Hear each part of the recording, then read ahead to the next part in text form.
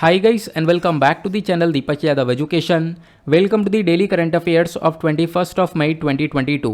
तो गाइज आज है तारीख 21 मई 2022 और है सैटरडे। आज की तारीख से जितने भी मोस्ट इंपॉर्टेंट करंट अफेयर्स बनेंगे उन सभी करंट अफेयर्स को हम लोग डिटेल में डिस्कस करेंगे।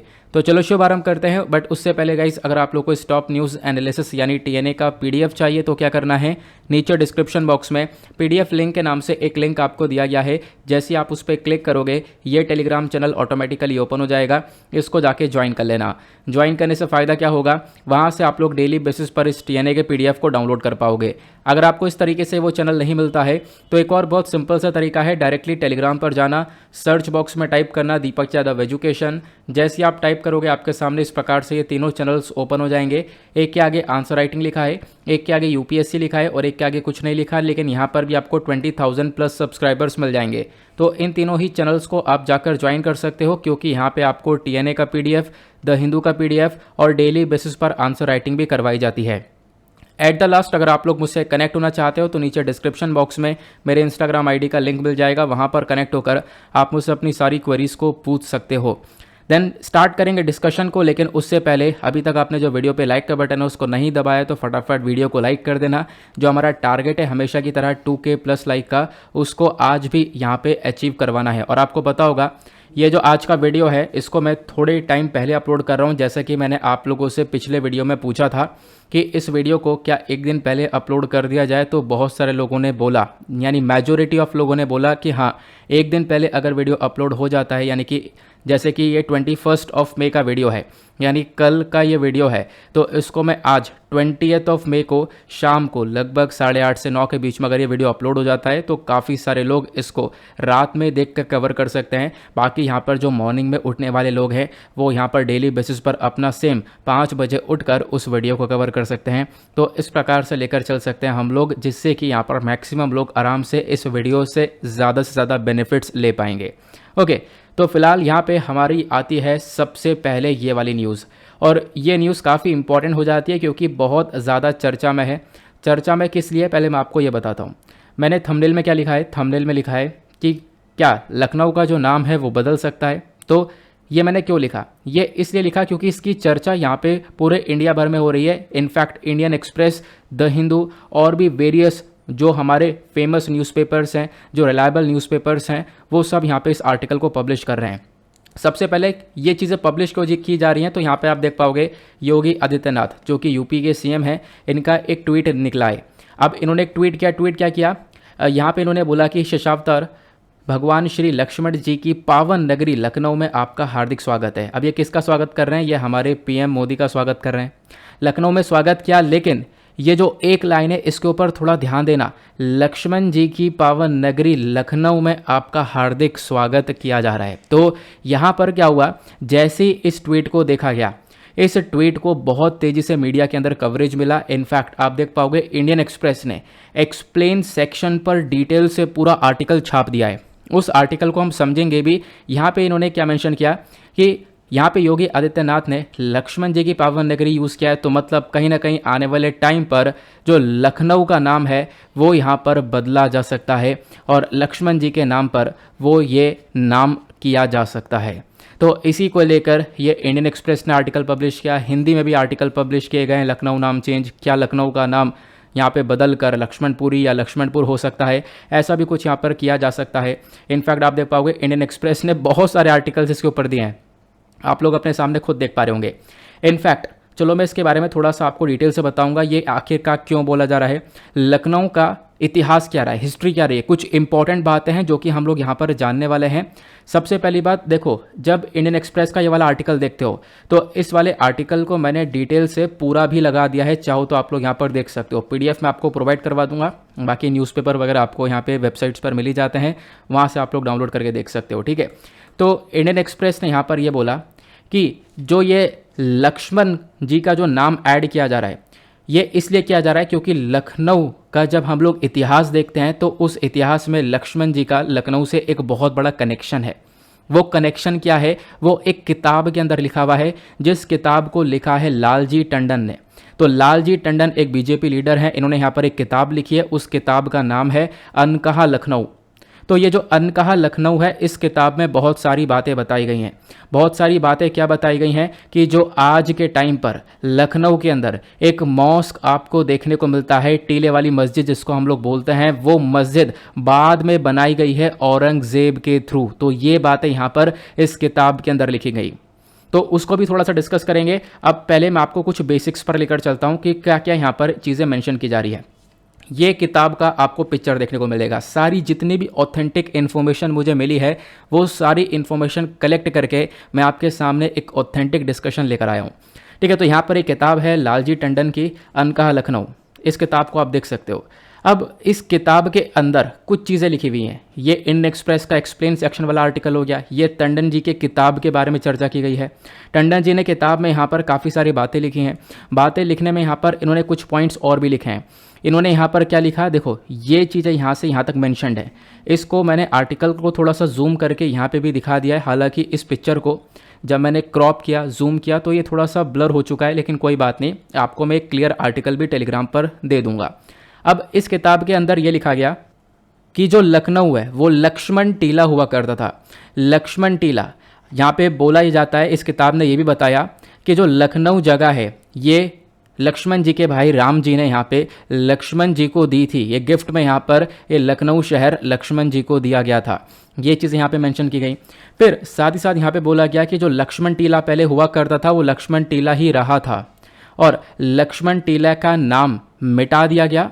और देख पाओगे हिंदी में सारी बातें लिखी हैं। लक्ष्मण टीला का जो पूरी तरह नाम है वो मिटा दिया गया है, और उसके स्थान पर आज टीले वाली मस्जिद का नाम से इसको जाना जाता है।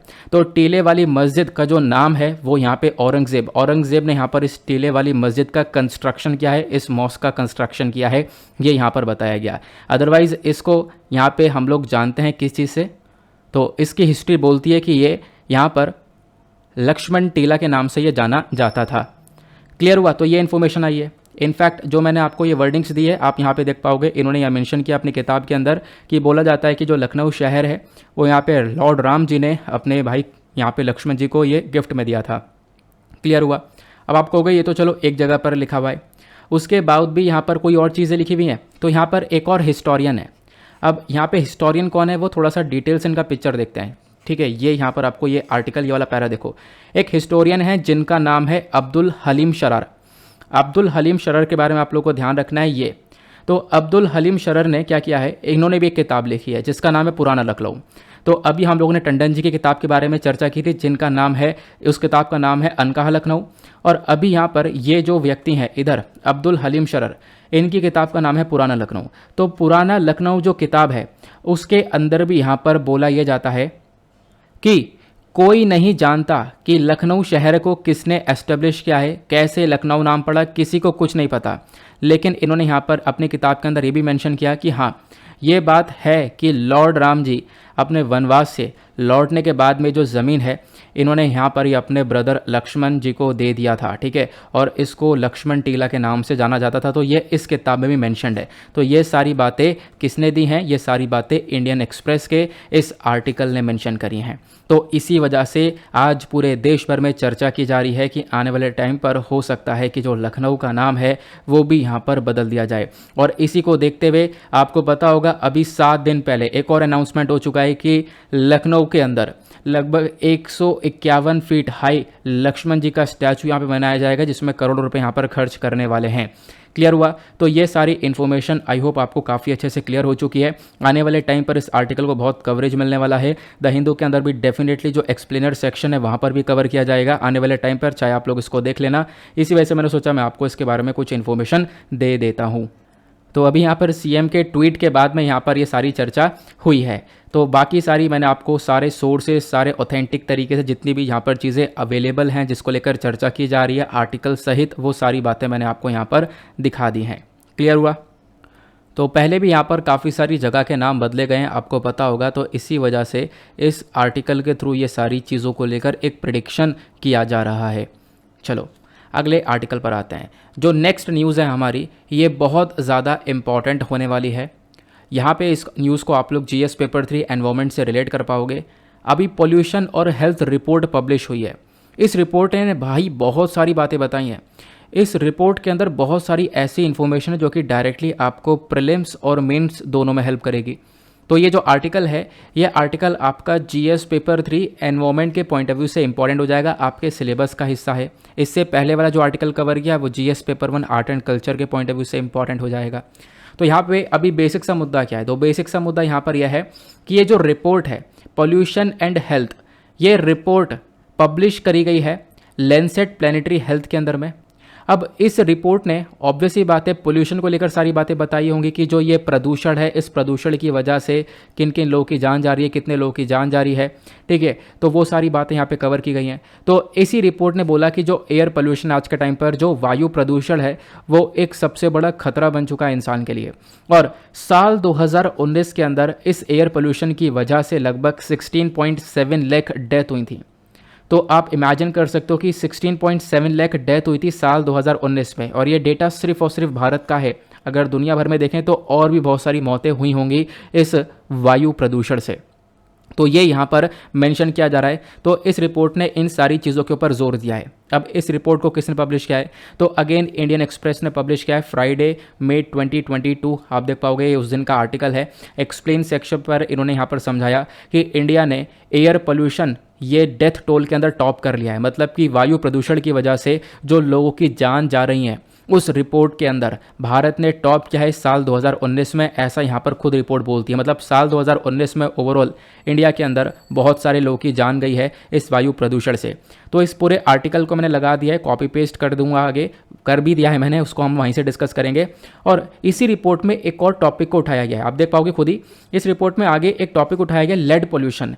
ये भी बहुत बहुत इंपॉर्टेंट होने वाला है आपके एग्जाम के पॉइंट ऑफ व्यू से। क्या होता है लेड पॉइजन, लेड पोल्यूशन, ये सब हम लोग यहाँ पर डिस्कस करेंगे। आपको बहुत कुछ जानने को मिलेगा।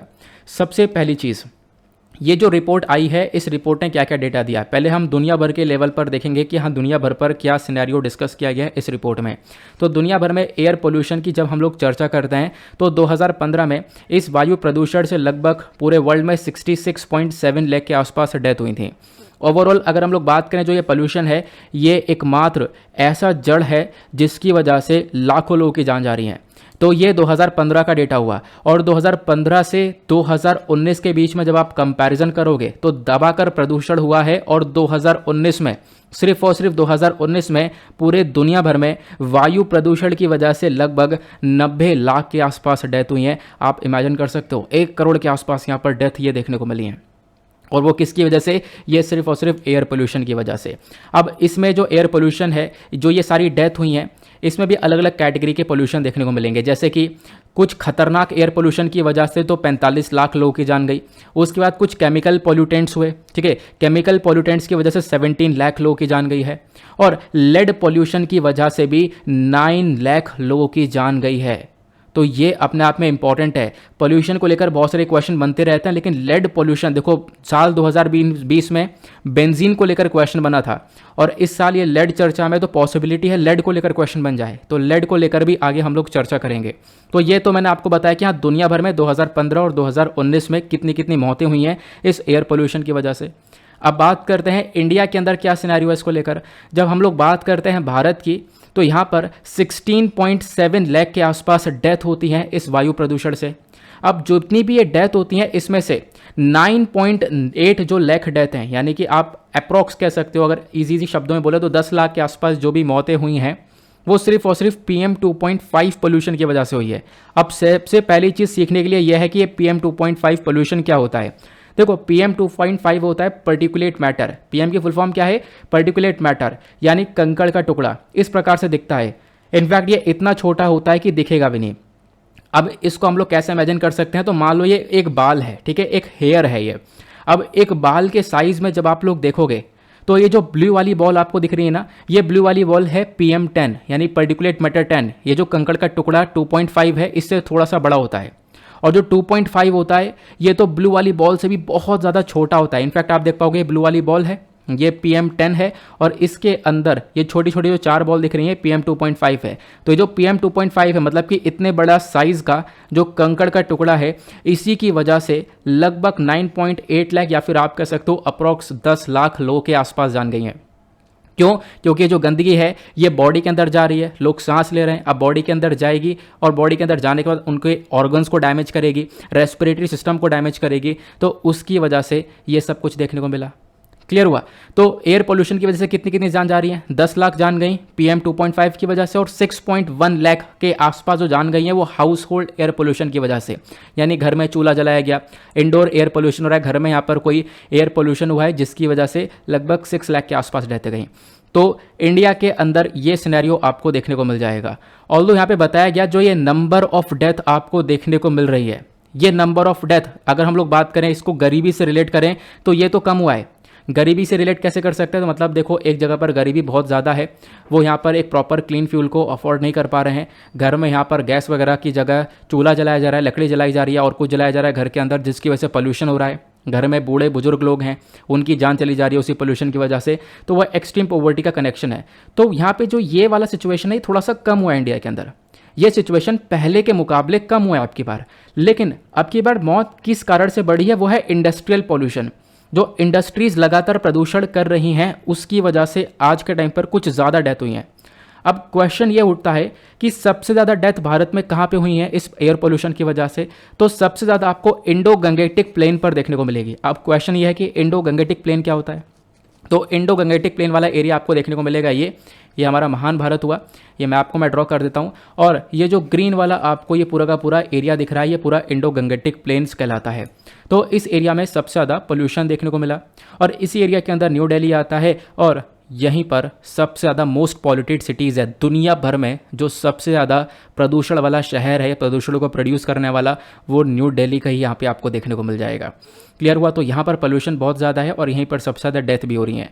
तो ये तो हुआ इंडिया का डेटा, बहुत डिटेल से बहुत आराम से समझा रहा हूँ क्योंकि बहुत इंपॉर्टेंट है। आने वाले टाइम पर इसकी बहुत चर्चा होने वाली है, क्योंकि अभी सिर्फ और सिर्फ एक आर्टिकल पब्लिश हुआ है। आने वाले टाइम पर इसके ऊपर हज़ारों आर्टिकल्स पब्लिश होने वाले हैं, एडिटोरियल्स पब्लिश होने वाले हैं। तो ये तो हुई बात। अब उसके बाद रिपोर्ट फाइंडिंग्स के बारे में चर्चा करते हैं।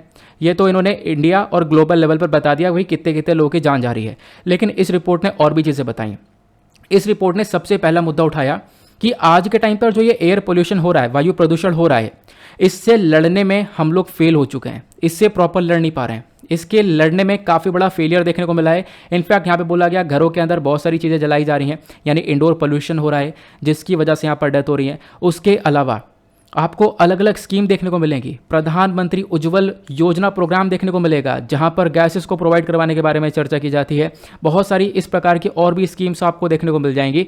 तो इन स्कीम्स के होने के बावजूद भी यहाँ पे क्या हुआ है, एयर पोल्यूशन की वजह से डेथ इंक्रीज हो रही है। तो ये कहीं ना कहीं ये बताता है कि जितनी भी स्कीम्स हैं वो हमारी कहीं ना कहीं फेल होती हुई नजर आ रही हैं।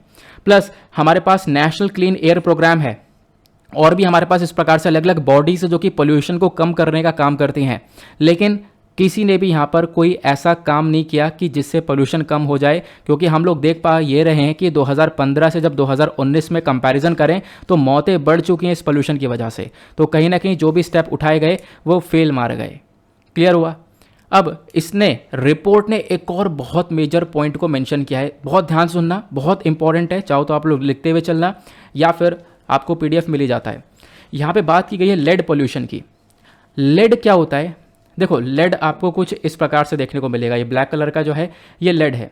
लेड यहाँ पर अपने आप में जहर है, नेचुरली भी पाया जाता है। इनफैक्ट आपके पेंसिल के अंदर जो नोक होती है ना, वो भी लेड की बनी हुई होती है।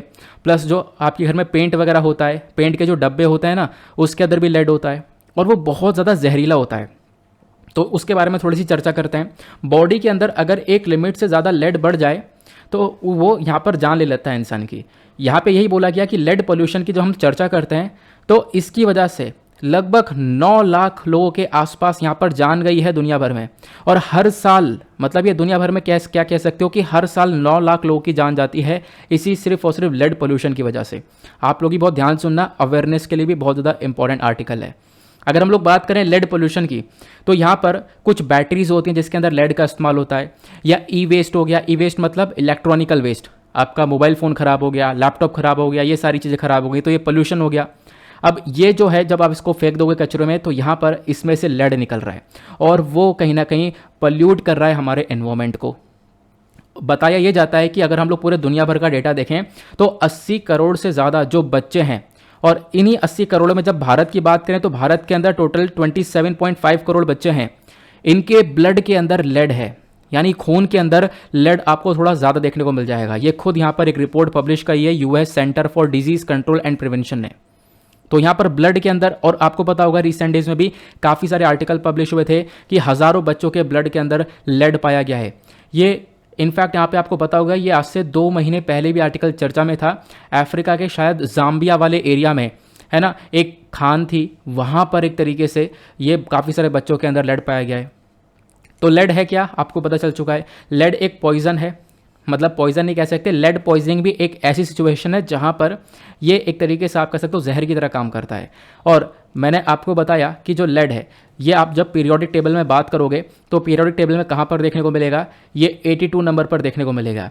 लेड का सिंबल पीबी है, आपसे क्वेश्चन बन सकता है, ठीक है। तो पीबी यहाँ पर इसका ये सिंबल है और इसका एटॉमिक नंबर 82 है, और पीबी ये सिंबल आपको इसके बारे में क्लियर हो ही चुका है। बाकी ये लेड पॉइजनिंग क्या होती है, यानी ये जो लेड की वजह से यहाँ पे जो एक तरीके से लोगों की जान जा रही है, इसका मतलब क्या है। ये होता यह है कि अगर एक ह्यूमन बॉडी है, उसके बॉडी के अंदर लेड का एक लिमिट से ज़्यादा अगर कंजम्पशन हो जाता है तो यहाँ पे क्या होगा, उसके बॉडी के अंदर थकान होगी, पेट में दर्द, नौसिया, डायरिया, भूख लगना कम हो जाएगा, एनीमिया हो जाएगा, यानी बॉडी के अंदर ब्लड कम होने लगेगा, आयरन कम होने लगेगा, ठीक है। यहाँ पर उसके बाद पाओगे मसल्स के अंदर पैरालिसिस देखने को मिलेगा, हाथ पैर कमज़ोर होने लगेंगे। तो ये प्रॉब्लम्स हो जाती हैं अगर एक लिमिट से ज़्यादा लेड बॉडी में बढ़ जाता है तो।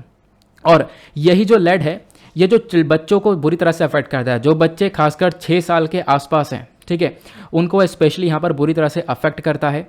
और अगर ये थोड़ा सा और बढ़ जाए, यानी एक लिमिट को क्रॉस कर ही चुका है और इतनी सारी बीमारियाँ पैदा कर चुका है, अगर उससे भी थोड़ा सा और बढ़ जाए तो ये बच्चे की जान भी ले सकता है। ये जो लेड एक्सपोजर है इसकी वजह से एनीमिया, हाइपरटेंशन वगैरह भी देखने को मिल जाती है। हमारे जो ऑर्गन्स हैं उनको ये डैमेज कर देता है। क्लियर हुआ, ये इन्फॉर्मेशन आपको मिल चुकी है। लेड पॉइजनिंग की वजह से और क्या क्या हो सकता है, अगर बॉडी में लेड की मात्रा बढ़ जाए तो ब्लड कम हो जाएगा, मैंने आपको बताया, किडनीज यहाँ पे डैमेज हो सकती हैं, प्लस ब्रेन के ऊपर एक बहुत बुरा असर पड़ेगा। जैसे ब्रेन के अंदर जो IQ लेवल है वो कम हो जाएगा, लर्निंग डिसेबिलिटीज़ देखने को मिलेंगी, प्रॉपर यहाँ पर कोई व्यक्ति चीज़ों को याद नहीं कर पाएगा, बिहेवियर के अंदर बहुत सारे यहाँ पर प्रॉब्लम्स देखने को मिलती हैं, सुनने में दिक्कत आने लगेगी। तो ये सारी प्रॉब्लम्स क्रिएट होने लगती हैं बॉडी के अंदर में। जो बोन है और मस्कुलर ग्रोथ यानी जो मसल्स वगैरह हैं वो यहाँ पर डिक्रीज होने लग जाएंगी, बोन का साइज डिक्रीज होने लगेगा, नर्वस सिस्टम डैमेज हो जाएगा, रिप्रोडक्टिव ऑर्गन्स डैमेज हो जाएंगे, स्पर्म की जो वैल्यू है या फिर जो स्पर्म काउंट है, ठीक है, स्पर्म का जो अमाउंट है वो यहाँ पर कम हो जाएगा, स्पर्म डैमेज हो जाएगा। तो ये सारी प्रॉब्लम्स हो सकती हैं लेड की वजह से। क्लियर हुआ, तो इतना खतरनाक हो सकता है लेड। हेडेक आपको देखने को मिलेगा, प्लस बहुत मतलब जो नींद वगैरह नहीं आएगी, ये सारी सिचुएशन क्रिएट हो जाती है। अब लेड पाया कहाँ पे जाता है, तो लेड यहाँ पे आपको नेचुरली मिलता है हमारी पृथ्वी पर, अर्थ के क्रस्ट पर खोदोगे तो यहाँ पर एक खदान से लेड निकल कर आएगा, ठीक है। लेड एक टॉक्सिक मेटल है जो कि अर्थ क्रस्ट में पाया जाता है और मैंने आपको बता दिया कितनी बर्बादी कर सकता है। फिर उसके बाद यहाँ पर एक चीज़ और देखोगे, सबसे इम्पॉर्टेंट और अच्छी बात यह है कि इसके एक्सपोजर को रोका जा सकता है। अगर कोई व्यक्ति इससे अफेक्ट हो चुका है तो उसको ठीक किया जा सकता है, ये इसकी एक अच्छी बात है। अब इसी लेड की वजह से कितने सारे लोग बीमार पड़े हुए हैं उसको थोड़ा सा देखो। एक रिपोर्ट आती है institute of health matrix and evaluation की, IHME की। इसके अकॉर्डिंग बात करें तो साल 2019 में लगभग 9 लाख के आसपास डेथ होती हैं, है ना, और लगभग 21.7 मिलियन लोग यहाँ पर एक तरीके से वो उनका डिसेबिलिटी देखने को मिलती है, उनके बॉडी के अंदर डिसेबिलिटी हो जाती है। तो ये सारे लोग बुरी तरह से अफेक्ट होते हैं लेड की वजह से। और ये जो लोग हैं सबसे ज़्यादा बुरी तरह से कहाँ पे अफेक्ट होते हैं, जो लो और मिडिल इनकम कंट्रीज़ हैं, जहाँ पर पहले से काफ़ी ज़्यादा गरीबी है, ठीक है। तो उन कंट्रीज़ के अंदर लोग बुरी तरह से सफ़र करते हैं इस लेड की वजह से। अब इतना सारा प्रॉब्लम क्रिएट हो रहा है तो इस प्रॉब्लम को देखते हुए WHO यानी वर्ल्ड हेल्थ ऑर्गेनाइजेशन का क्या रिस्पॉन्स है, तो WHO ने बोला कि भैया जो लेड है ये यहाँ पर टॉप 10 केमिकल्स में से एक ऐसा केमिकल है जो इंसान की हेल्थ के लिए बहुत ज़्यादा खतरनाक है। तो हमारे दुनिया में जो टॉप 10 केमिकल्स हैं ना जो सबसे खतरनाक हैं उनमें इसको ऐड किया गया है। और इसी चक्कर में WHO ने यूनाइटेड नेशन एनवायरनमेंट प्रोग्राम को भी ज्वाइन कर लिया ताकि क्या कर सकें, एक ग्लोबल अलायंस बना सकें, एक संगठन बना सकें। और वो जो संगठन है वो सारी कंट्रीज़ मिलकर इस लेड पेंट को ख़त्म कर सके। लेड पेंट का मकसद यह है, आप देख पाओगे आपके घर में बहुत सारे पेंट्स होते होंगे, एशियन पेंट, शालीमार, ये सारे पेंट्स जो हैं इन पेंट्स के अंदर भी लेड जो है वो मिला हुआ है। तो इन पेंट में से लेड को ख़त्म करना, उसी को ख़त्म करने के लिए बहुत सारी कंट्रीज़ आज के टाइम पर साथ में मिलकर काम करती हैं। क्लियर हुआ। और फिर उसके बाद यहाँ पर बताया गया कि आज के टाइम पर जो WHO है वो यहाँ पर एक पार्टनर है, वो यहाँ पर काफ़ी सारे प्रोजेक्ट को फंड करता है ताकि हम लोग क्या कर सकते हैं, 40 देशों के अंदर में इस लेड पेंट के ऊपर कंट्रोल कर सकें, इस पेंट के ऊपर एक कंट्रोल लगाया जा सके, क्योंकि ये पेंट अपने आप में एक तबाही है। अब बात करते हैं कि भारत ने क्या किया है इस चीज़ को लेकर। तो इंडिया के अंदर जो ministry of environment, forest and climate change है, इन्होंने भी यहाँ पर एक नोटिफिकेशन को पास किया, regulation on lead content in household and decorative paints rule 2016, ये उस नोटिफिकेशन का नाम है। अब ये जो पूरा का पूरा रूल है, इसके नाम से ही पता चल रहा है कि जो लेड का कंटेंट है उसको रेगुलेट करने का काम करता है, उसको उसके यूज़ के ऊपर कुछ ना कुछ रोक लगाने का काम करता है, क्योंकि पेंट के अंदर ही ये चीज़ें सबसे ज़्यादा खतरनाक हैं। और इसी रूल्स एंड रेगुलेशन की वजह से इंडिया के अंदर इसकी मैन्युफैक्चरिंग, इसका व्यापार, इसका इंपोर्ट एक्सपोर्ट, सभी चीज़ों के ऊपर रोक लगा दी गई है। तो आप लोग यहाँ पर इसके बारे में ध्यान रख सकते हो। ठीक है, तो आई होप आपको यहाँ पर बहुत सारी जानकारी मिली है और बहुत कुछ इंपॉर्टेंट मिला है आपके एग्जामिनेशन के पॉइंट ऑफ व्यू से, और आपको बहुत हेल्प करेगा। तो एक ही दो ही आर्टिकल में हमने कितना कुछ जान लिया है, कितने सारे इश्यूज़ हमने डिस्कस कर लिए हैं। चलो आगे आते हैं, लेकिन आगे बढ़ने से पहले आप भूल गए होंगे वीडियो को लाइक करना, तो फटाफट यहाँ पे लाइक कर देना और जो टारगेट है उसको पहुँचवा दो। अगला आर्टिकल, नेक्स्ट आर्टिकल भी बहुत ज़्यादा इंपॉर्टेंट होने वाला है एग्जामिनेशन के पॉइंट ऑफ व्यू से। इस आर्टिकल को आप लोग जीएस पेपर 2 से रिलेट कर पाओगे। जीएस पेपर 2 में हमारे पॉलिटी, सोशल जस्टिस, ये सारे टॉपिक तो आते ही हैं। इसके अलावा एक टॉपिक और आता है, वो है हेल्थ का, तो हेल्थ से रिलेट कर पाओगे। हम सीखेंगे हाइपरटेंशन क्या है, तो ये हमारे एग्ज़ाम के लिए भी इंपॉर्टेंट है और अवेयरनेस के पर्सपेक्टिव से भी आपको बहुत कुछ सिखाएगा। जब हम लोग हाइपरटेंशन की बात करते हैं तो मतलब ब्लड प्रेशर के बारे में चर्चा की जा रही है। ब्लड प्रेशर थोड़ा सा ज़्यादा हो जाता है और एक लिमिट से अगर ज़्यादा हो जाता है तो वो इंसान की जान भी ले लेता है। तो हाइपरटेंशन होता क्या है, क्यों ये चर्चा में आया, तो द हिंदू ने इसके ऊपर एक आर्टिकल लिखा।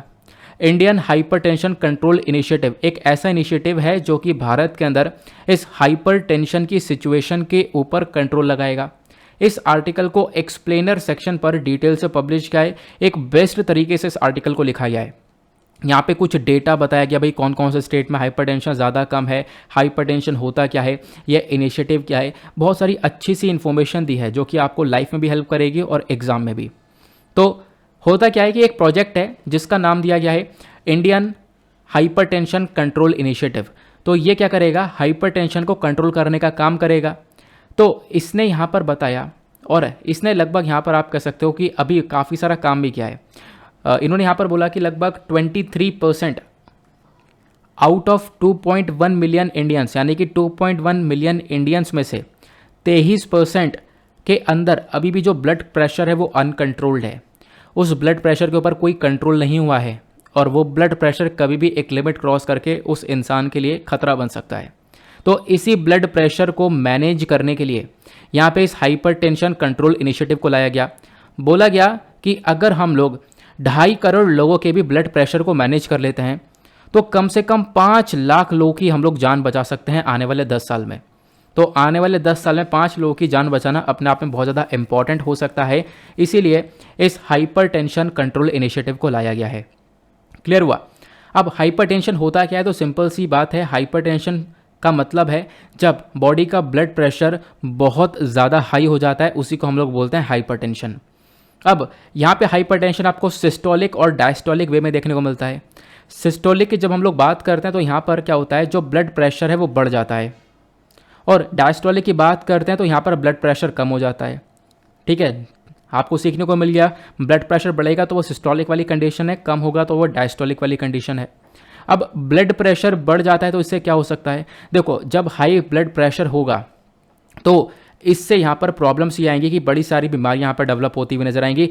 सबसे पहले हार्ट फेलियर के चांसेस बढ़ जाते हैं। हार्ट यानी जो दिल है वो यहाँ पर फेल हो सकता है। और मेन चीज़ क्या है बॉडी के अंदर, हार्ट जब तक यहाँ पर बीट कर रहा है तब तक इंसान जिंदा है। तो हार्ट फेलियर की वजह से बुरे सिचुएशन हो सकते हैं। और यहाँ पे बोला गया जो हार्ट डिजीज़ है ये यहाँ पर कंट्रीब्यूट करता है 75% of all heart attacks and strokes. यहाँ पर ये जो बीमारियाँ हैं इन्हीं की वजह से लगभग 75% हार्ट अटैक और स्ट्रोक्स आ रहे हैं। तो कहीं ना कहीं ब्लड प्रेशर का भी रोल इसके ऊपर देखने को मिलेगा। ब्लड प्रेशर से आपको यहाँ पर ये सारी प्रॉब्लम्स देखने को मिलेंगे, हार्ट अटैक्स और स्ट्रोक्स वगैरह आते हुए नजर आएंगे। तो ब्लड प्रेशर को कंट्रोल करना आज के टाइम पर बहुत ज़्यादा इंपॉर्टेंट बन जाता है।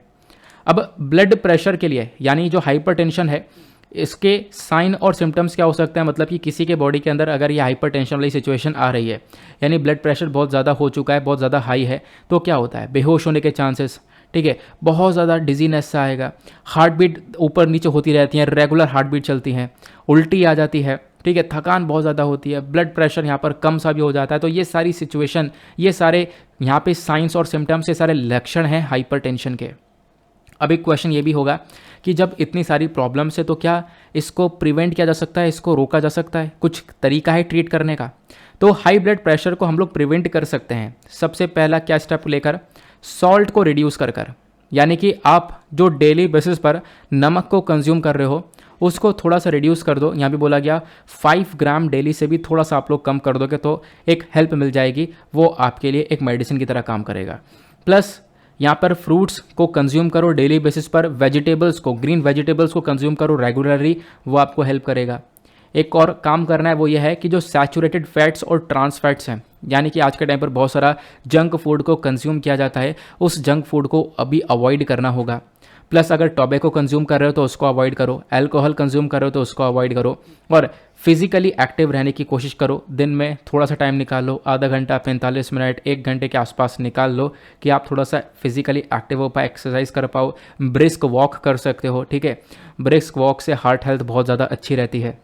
ब्रिस्क वॉक क्या होती है, यानी कि जो नॉर्मल स्पीड है उससे थोड़ा सा तेज तेज चलना, वो बहुत ज़्यादा मतलब कि कारगर भी साबित होती है। इसका मतलब यह है कि आप अगर भाग रहे हो, जॉगिंग कर रहे हो, जॉगिंग से ज़्यादा बेस्ट यहाँ पे ब्रिस्क वॉक मानी जाती है। इसका ब्रेन के ऊपर भी एक बहुत अच्छा इंपैक्ट पड़ता हुआ नज़र आता है। तो ये सारे काम किए जा सकते हैं इस ब्लड प्रेशर को मेंटेन करने के लिए, ठीक है। तो मैंने आपको बता दिया, सॉल्ट इंटेक कम कर लो, एक हेल्दी वेट को मेंटेन करके रखना है, स्मोकिंग वगैरह नहीं करनी है, और जो मेडिकल एडवाइस है उसको फॉलो करते रहो, अपने आप यहाँ पर ये चीज़ें कंट्रोल में रहेंगी। अब जब हम लोग बात करते हैं ब्लड प्रेशर की, तो इसकी अलग अलग कैटेगरीज हैं। अलग अलग कैटेगरीज कैसी हैं? नॉर्मल कब होगा? जब 120 से कम होगा, है ना। ये 120 से कम होगा तो सिस्टोलिक, डायस्टोलिक के अंदर वे 180 से कम होना चाहिए। उसके बाद यहाँ पे जब हाई ब्लड प्रेशर होता है तो हाई ब्लड प्रेशर में 3 स्टेजेस आते हैं, स्टेज 1, स्टेज 2 करके।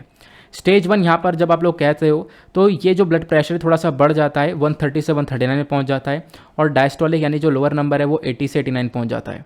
और इसी प्रकार से जो इसका स्टेज 2 होता है वो बहुत खतरनाक हो जाता है, बहुत ज़्यादा हाई हो जाता है, और फिर उसके बाद तो ये क्राइसिस वाली सिचुएशन आती है। तुरंत ही डॉक्टर को यहाँ पर कॉल करना होगा, इमीडिएटली डॉक्टर की आवश्यकता पड़ती है जब ब्लड प्रेशर 180 से ऊपर पहुँच जाता है।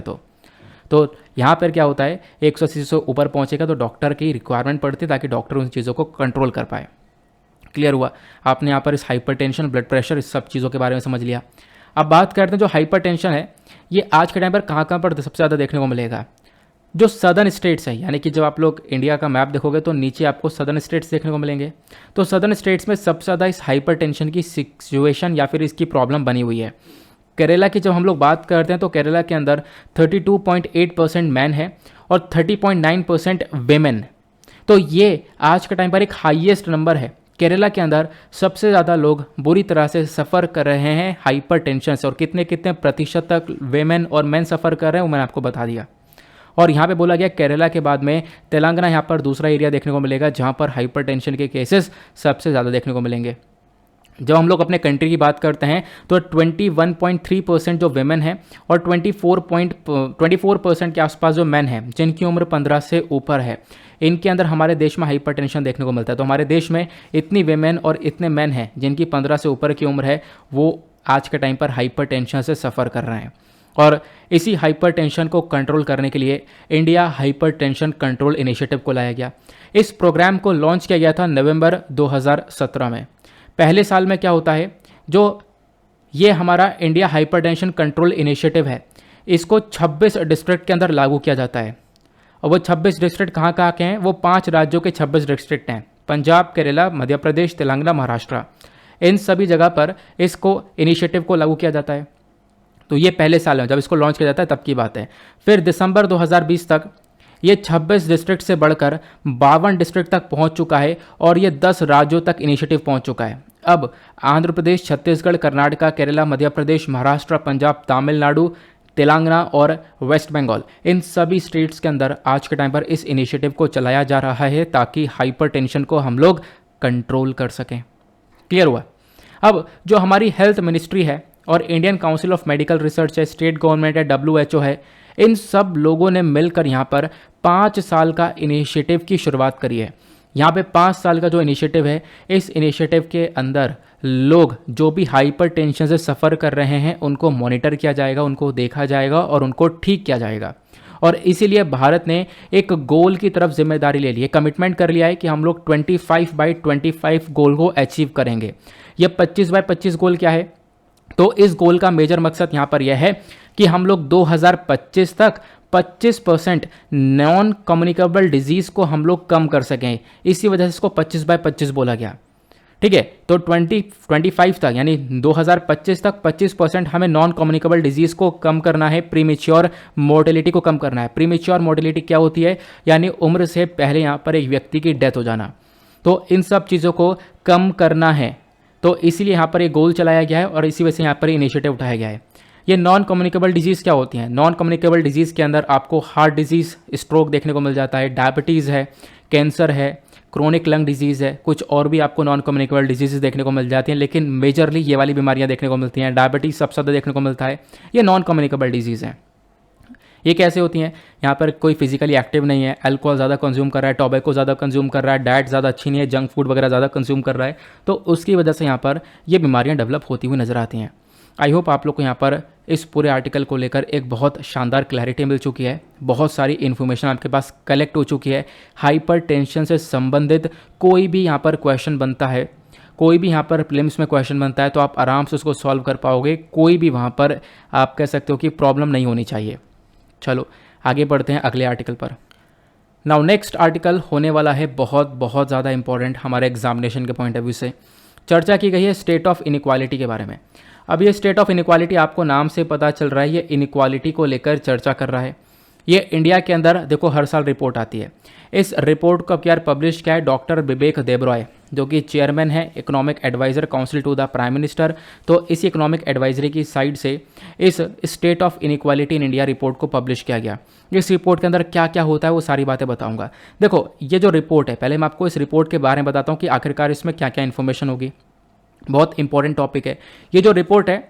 इसके अंदर इन्फॉर्मेशन होती है इनइक्वालिटीज़ को लेकर कि हमारे यहाँ पर हेल्थ सेक्टर में क्या क्या यहाँ पर इनइक्वालिटीज़ हैं, असमानताएं क्या हैं, एजुकेशन सेक्टर में क्या असमानताएं हैं, ठीक है, हाउस होल्ड सेक्टर हो गया, लेबर मार्केट हो गया, ठीक है। तो ये सारी चीज़ें यहाँ पर इस पर्टिकुलर रिपोर्ट के अंदर कवर की गई हैं। तो बेसिकली हमारे कंट्री में इनइक्वालिटी का लेवल क्या है वो सारी बातें बताई जा रही हैं। कौन कितना ऊपर है, कौन कितना नीचे है, वो सारी बातें यहाँ पर इसके अंदर बताई गई। इस आर्टिकल को खुद इकोनॉमिक एडवाइजरी काउंसिल के डिपार्टमेंट से पब्लिश किया गया है और इस आर्टिकल को पीआईबी ने दिया और सरकार यहाँ पे डायरेक्टली डेटा को पब्लिश करती है। तो ये एक ऑथेंटिक इन्फॉर्मेशन आपको देखने को मिल जाएगी, state of inequality in India report. आगे बात करते हैं। इस रिपोर्ट को मैंने पूरा लगा दिया है, आप चेक भी कर सकते हो। ये आर्टिकल आपको जीएस पेपर 3 में पॉलिटी में हेल्प करेगा, साथ ही साथ जीएस पेपर 2 के अंदर पॉलिटी आती है और जीएस पेपर 3 के अंदर जो हमारा इकॉनमी सेक्शन है वहाँ पे आपको हेल्प करेगा, इकॉनमी और डेवलपमेंट के अंदर। तो दोनों ही पेपर के पॉइंट ऑफ व्यू से इंपॉर्टेंट है। तो मुद्दा क्या है? मुद्दा यह है कि भाई state of inequality in India report को रिलीज़ कर दिया गया है और रिलीज़ किसने किया? इकोनॉमिक एडवाइजरी काउंसिल से। ये मैंने आपको दूसरी बार बता दिया है। ये इसलिए बताया क्योंकि ऐसे क्वेश्चन डायरेक्टली बनते हैं कि इस रिपोर्ट को किसने पब्लिश किया। तो ये चीज़ यहाँ पर नोट डाउन करने वाली और इंपॉर्टेंट चीज़ है। इकोनॉमिक एडवाइजरी काउंसिल इस रिपोर्ट को पब्लिश करती है। अब ये जो रिपोर्ट है इसके अंदर क्या क्या इन्फॉर्मेशन होती है मैं ऑलरेडी आपको बता चुका हूँ, हेल्थ को लेकर, और ये सारी इन्फॉर्मेशन होती है। इस रिपोर्ट के कितने पार्ट होते हैं? तो 2 हिस्सों में ये रिपोर्ट आती है। एक इकोनॉमिक फैक्टर्स के बारे में चर्चा करती है यानी आर्थिक पहलू के बारे में, और दूसरा सोशो इकोनॉमिक मैनिफेस्टेशंस के बारे में, सामाजिक आर्थिक सिचुएशन के बारे में, ठीक है। तो इकोनॉमिक फैसेट्स और साथ ही साथ सोशल इकोनॉमी के बारे में चर्चा करता है। यहाँ पे क्या क्या चीज़ें कवर की जाती है? तो 5 चीज़ें कवर की जाती हैं। इनकम डिस्ट्रीब्यूशन, यानी देश में इनकम डिस्ट्रीब्यूशन कैसा है, अमीर के पास कितना पैसा है, गरीब के पास कितना पैसा है, उसको लेकर क्या असमानताएं, क्या समानता हैं, तो इनकम डिस्ट्रीब्यूशन को कवर किया जाता है। लेबर मार्केट को कवर किया जाता है कि हाँ लेबर मार्केट के अंदर कितना लोगों का पार्टिसिपेशन हो रहा है, लोग कितने ज़्यादा जॉब कर रहे हैं, पार्टिसिपेट कर रहे हैं या नहीं कर रहे हैं। उसके बाद यहाँ पर हेल्थ को लेकर चर्चा की जाती है। हेल्थ के मामले यहाँ पे लोगों की हेल्थ सुधरी है या बेकार हुई है, ठीक है। एजुकेशन के मामले में यहाँ पे स्कूल्स के अंदर जो एडमिशन है वो बढ़ रहे हैं या कम हो रहे हैं। हाउस होल्ड सेक्टर्स के मामले में हाउस होल्ड के अंदर यहाँ पर जो भी एक्टिविटीज़ है वो किस प्रकार से चल रही हैं, आगे मैं आपको डिटेल से बताऊंगा। तो ये सारी बातें यहाँ पर इस रिपोर्ट के अंदर पब्लिश की जाती हैं। और ये रिपोर्ट के अंदर जो डेटा डाला जाता है, ये सब जो डेटा लेकर आएंगे वो डेटा कहाँ से लाया गया, तो ये सारा डेटा लाया जाता है एक तरफ से पीरियोडिक लेबर फोर्स सर्वे यानी PLFS से निकाला जाता है, दूसरी तरफ नेशनल फैमिली हेल्थ सर्वे, ठीक है, जो कि रिसेंटली रिपोर्ट भी आई थी आपको पता होगा। तो यहाँ पे NFHS का भी डेटा है, पीरियोडिक लेबर फोर्स सर्वे का भी डेटा है और United information system for education plus का भी डेटा है। तो ये 3 अलग अलग रिपोर्ट आती हैं। इन तीनों सर्वेस का डेटा मिलाकर इस रिपोर्ट को पब्लिश किया गया। तो इन सर्वे से यहाँ पे सारा डेटा निकाला, उसके बाद में रिपोर्ट पब्लिश किया है। इस रिपोर्ट के अंदर बताया पार्टिसिपेशन रेट क्या है, यहाँ पे अनएम्प्लॉयमेंट रेट क्या है, ग्रॉस एनरोलमेंट रेशियो, ये सारी बातें इस पिक्चर के थ्रू समझाई गई हैं। लेकिन मैं आपको अलग से स्क्रीन पे ये सारी चीज़ें अच्छे से दिखाई दें, इसके बेसिस पर लेकर चलने वाला हूँ। सबसे पहली चीज़ यहाँ पे बात की है वेल्थ कंसंट्रेशन के बारे में। जब हम लोग बात करते हैं वेल्थ कंसंट्रेशन की, तो जो हमारे अर्बन एरियाज़, जो शहर वाले एरिया हैं, यहाँ पर जो वेल्थ है, जो पैसा है, वो आपको 44.4% के आसपास देखने को मिल जाएगा। यहाँ पे बढ़ता हुआ नज़र आया है, ठीक है। रूरल एरियाज़ के कंपैरिजन में यहाँ पे काफ़ी बड़ा इंक्रीमेंट नज़र आएगा। फिर उसके बाद अनएम्प्लॉयमेंट रेट के बारे में जब हम लोग चर्चा करते हैं, बेरोज़गारी के बारे में, तो बेरोज़गारी को लेकर एक डेटा यहाँ पर आपको देखने को मिलेगा, ठीक है। ये जो मैंने यहाँ पे बॉक्स बनाया है, ये यहाँ पर अनएम्प्लॉयमेंट रेट के बारे में चर्चा करता है। इस बॉक्स को थोड़ा सा मैं जूम कर देता हूँ और फिर उसके बाद यहाँ पर आप इसको थोड़ा सा अच्छे से समझना। ये इस बॉक्स को जूम कर दिया गया। अब यहाँ पर आपको कर्सर दिख रहा होगा, कर्सर में दिखाया गया। सबसे पहले आप ये ब्लू वाला कलर देखो, इस ब्लू वाले कलर को बोला गया है रूरल, यानी कि ये गांव वाला एरिया है। रेड वाली जो लाइन है ये डिनोट करती है अर्बन एरियाज़ को, यानी कि शहर वाले एरिया को। और ये जो डार्क ब्लू वाली लाइन है ये ऑल इंडिया को डिनोट करती है। तो यानी जो बेरोज़गारी का रेट है वो 2017-18, 2018-19 और 2019-20 इन तीनों सालों में क्या रहा है। तो 2017-18 में जब आप लोग देखोगे तो यहाँ पर ये जो बार नज़र आ रहा है, ये वाला जो गांव वाला बार नज़र आ रहा है, ठीक है, गांव वाले एरिया का, तो यहाँ पर बेरोज़गारी पहले कम हुआ करती थी, यहाँ पे बढ़ चुकी है। 2018-19 में ये इंक्रीज़ हुई और 2019-20 में ये 5 को भी पार कर गई है, यानी 5% से भी ज़्यादा यहाँ पर देखने को मिल रही है, ठीक है। फिर उसी प्रकार से जब आप लोग अर्बन वाले एरियाज़ की बात करते हो, यानी कि शहर वाले एरिया में जो ये यहाँ पे बेरोज़गारी है, जब आप इसको देखोगे तो ये जो 2017-18 में है ये लगभग 7% से नीचे है और 2018-19 में ये 7% को थोड़ा सा क्रॉस कर चुका है और 2019-20 में ये 7% को थोड़ा सा ज़्यादा क्रॉस कर चुका है। तो मतलब ओवरऑल 2017-18 के 19 में गांव वाला एरिया और शहर वाला एरिया दोनों में बेरोज़गारी बढ़ी है, अनएम्प्लॉयमेंट रेट इंक्रीज़ हुआ है। फिर उसके बाद ऑल इंडिया लेवल पर बात करें कि यहाँ पर पूरे भारत में यहाँ पे ये अनएम्प्लॉयमेंट रेट क्या रहा है, तो पूरे भारत में भी आप देख पाओगे ये जो ग्राफ है ब्लू वाला यहाँ पर है, ये है और ये है। तो ब्लू वाला ग्राफ सबसे लंबा कहाँ पर देखने को मिलेगा, 2019-20 में, जो कि 6% तक पहुँच चुका है। तो यहाँ पर आप देख पाओगे ओवरऑल बताया गया जो अनएम्प्लॉयमेंट रेट है वो काफ़ी ज़्यादा आपको देखने को मिलेगा, तीनों ही ईयर्स के अंदर में लगातार इंक्रीज़ होता हुआ चला जा रहा है, ये इस रिपोर्ट ने पब्लिश किया। तो यानी कि इनइक्वालिटी लगातार इंक्रीज़ हो रही है। और इनइक्वालिटी कैसे इंक्रीज़ हो रही है, आप यहाँ पर ये भी तो देखो ना कि जो अनएम्प्लॉयमेंट रेट है कहीं पर कम है, कहीं पर आपको ज़्यादा देखने को मिल जाता है।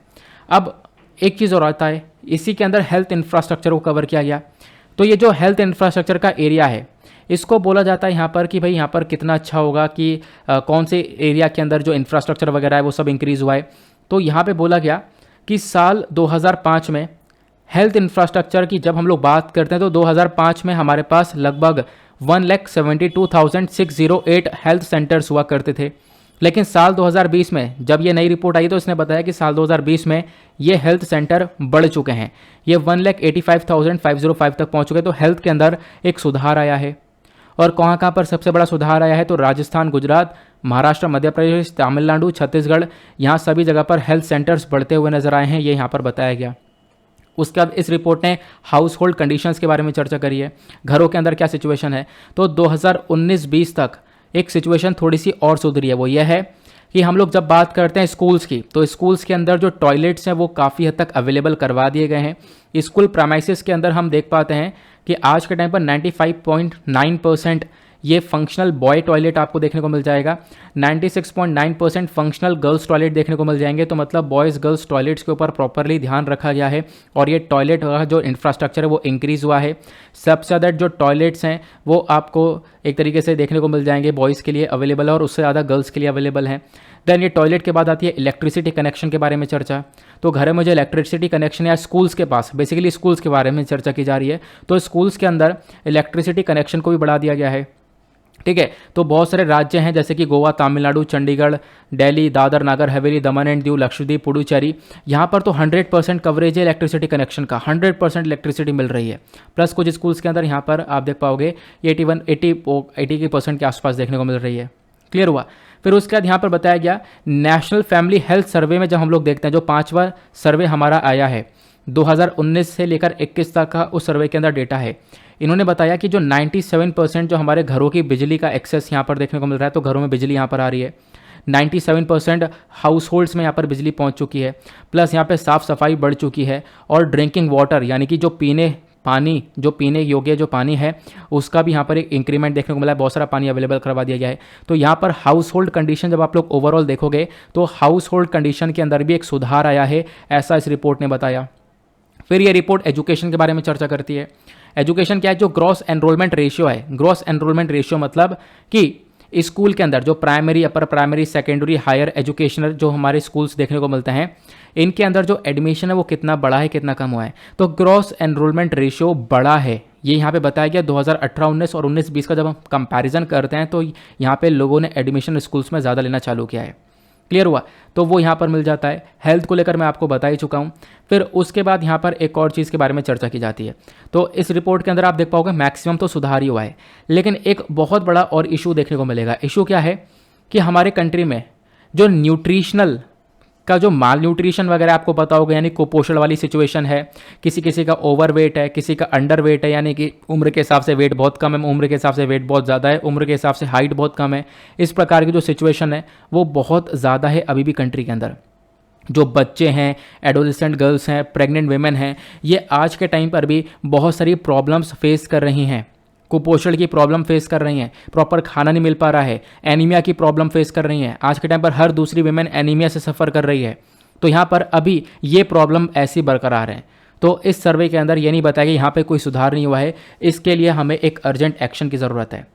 और दूसरा यहाँ पर आप देख पाओगे हेल्थ कवरेज यहाँ पर ये लो हो चुका है। मतलब एक तरीके से आप देख पाओगे क्या है कि ये सारी जो प्रॉब्लम्स हैं, इन प्रॉब्लम्स की वजह से जो आउट ऑफ एक्सपेंडिचर है वो आपको बढ़ता हुआ नजर आएगा।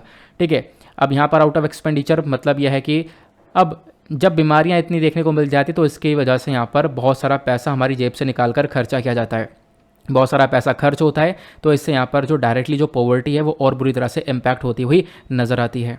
तो ये सारी बातें यहाँ पर बताई गई। क्लियर हुआ, तो ये इस रिपोर्ट ने बताया।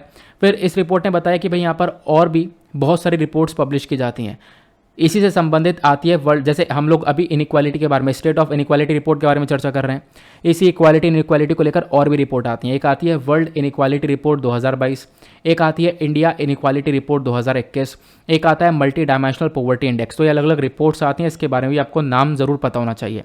बाकी हमने पोल्यूशन वाला आर्टिकल ऑलरेडी डिस्कस कर लिया है। तो आई होप आपको बहुत सारी जानकारी हमें मिल रही है, आपको मेंस के पॉइंट ऑफ व्यू से बहुत हेल्प मिल रही है, प्रीलिम्स के पॉइंट ऑफ व्यू से बहुत हेल्प मिल रही है। फिर आज का आखिरी आर्टिकल और एक और बहुत ज़्यादा इंपॉर्टेंट आर्टिकल, बहुत सारी बातें डिस्कस करने के लिए। इंडिया ने अपना पहला 5G फर्स्ट टेस्ट बेड कर लिया है। तो पहला टेस्ट बेड यहाँ पर किया गया, जिसको लेकर बहुत सारी न्यूज़ कवर की जा रही है। तो पीएम ने उद्घाटन किया हमारे देश का पहला 5G टेस्ट बेड का।